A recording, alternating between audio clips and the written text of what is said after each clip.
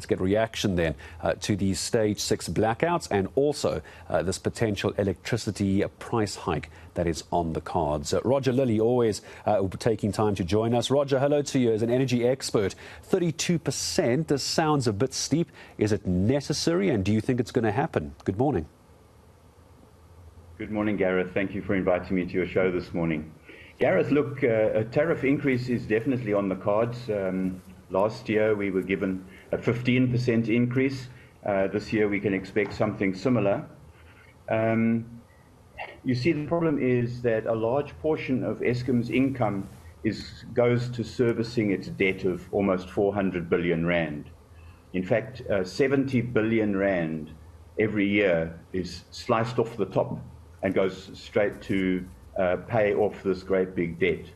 So earlier last year we heard that the Minister of Finance said that perhaps Treasury could help in some way.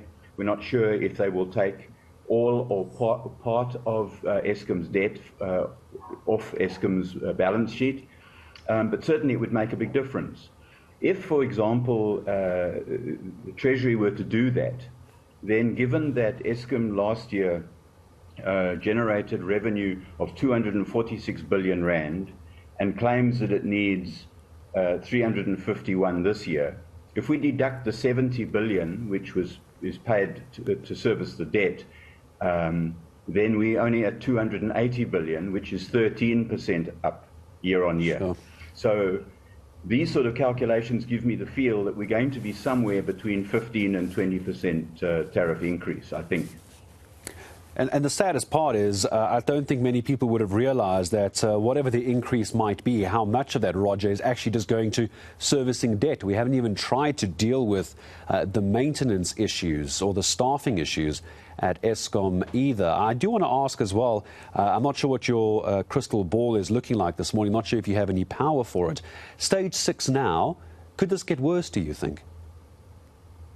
Well, it will get worse. The situation is quite dire because as more and more equipment fails, then a greater load is passed on to the equipment which is running. So really the Department of Energy needs to come to the party and provide us with additional generating capacity sooner rather than later, so that we can avoid any further load shedding stages or perhaps even a collapse of the system. It's really getting very serious now. How seriously concerned should we be about a complete collapse? What does a complete collapse look like? Worst case scenario, Roger? Well, it would mean that we would have no electricity anywhere in the country from Eskom for something like 14 days. And then when it came back, it would come back very slowly. So you would start with stage 8 or higher load shedding and then gradually go down to 6 and 4 and so on. It's a terrible thing to contemplate. Do you think there's a real expectation this could be the year that happens? Well, the whole purpose of load shedding is to prevent this from happening. But as we get higher and higher in stages of load shedding, we get closer and closer to the edge. There's only so much that the control center can do. Eventually, they've got to shut everything down. Mm. There was talk a while ago, I think I may have spoken to you, many angry people were against getting these, I think they were called car power ships, weren't they? Weren't able to come in and set up because of the environmental issues. And no one's detracting from the environmental issues, Roger, obviously. Would something like that make a difference? I'm trying to think of a possible quick solution to come down 1 or 2 stages. Because, yes, I understand we can change ministers, we can change CEOs. That's not going to change anything in the next 2-3 weeks. Could something like that make a quick difference, a quick fix, if you will? Does such a thing exist? Yeah, look, we would need at least 3 of those ships to come in and connect up immediately to provide us with power. And even then, we will only drop 1 stage. So, yes, certainly it's a help, but it's too little too late. This is the problem. The minister should have acted 3 years ago when he was asked for the 4,000 megawatts. He didn't, and here we are today with this.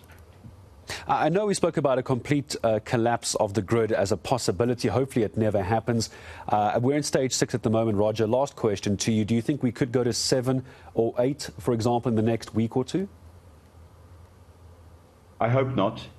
I really think that the situation is that the country has to reduce load to match what Eskom can supply it. So it's now in everyone's interest, in every one of the 55 million people that live here, to reduce energy consumption in every possible conceivable way. Switch off your pool pump. It's summertime. Switch off your geyser. Cook on gas. Do whatever it takes to use as absolutely little electricity. Run a little competition in your home to see how many days you can use no electricity at all. And if everybody were to do that in the entire country, you would find that we could give Eskom some breathing space.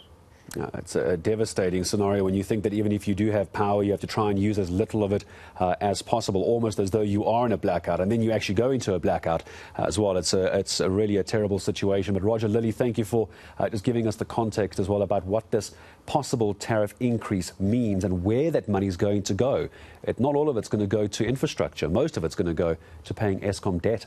Energy expert Roger Lilley, my thanks for your time this morning. It's 8:30.